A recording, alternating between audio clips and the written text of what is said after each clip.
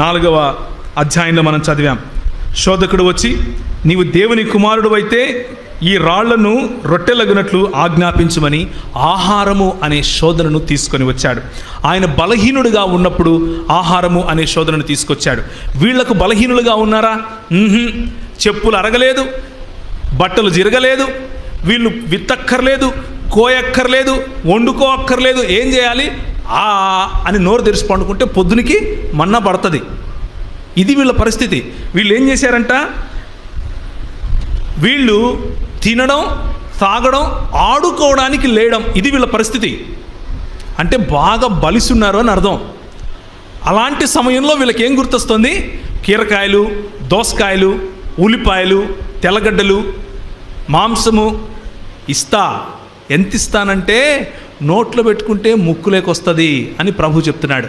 కానీ మన ప్రభువు యొక్క ఉదాహరణ చూడండి. ఆయన బలహీనుడిగా ఉన్నాడు. 40 దినాలు ఆయన ఉపవాసంలో ఉన్నాడు. 40 దినాలు భోజన పానీయాలు లేకుండా మృగములతో ఉన్నాడు. మార్కు సువార్త ఒకసారి తీస్తారా? మార్కు సువార్త 1వ అధ్యాయము.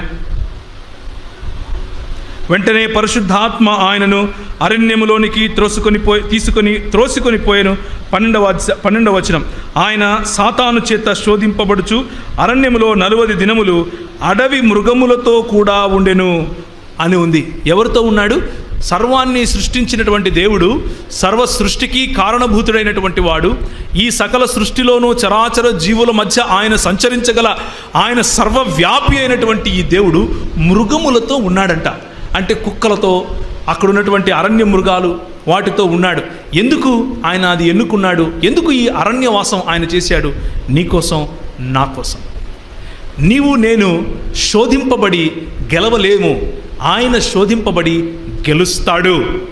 ఆయన యొక్క గెలుపులో మనము గెలిచిన వారికంటే అధికులం అవుతాం అన్న ఒకే ఒక్క కారణం చేత ఆయన దీన్ని ఎన్నుకున్నాడు. భోజనం లేకపోతే ఆహారం అన్నటువంటి ఈ శోధనను ఆయన జయించాడు. ఎలా జయించాడు? తిరిగి దేవుని వాక్యముతోనే తిప్పికొట్టాడు. మనుష్యుడు రొట్టెల వలన మాత్రము కాదు కానీ దేవుని నోట నుండి వచ్చు ప్రతి మాట వలన జీవించును అని తిరిగి సవాలు విసురుతున్నాడు. నీకేం తెలుసు? నువ్వు వచ్చి నా దగ్గరికి వాక్యం మాట్లాడుతున్నావు. నేనెవరో తెలుసా?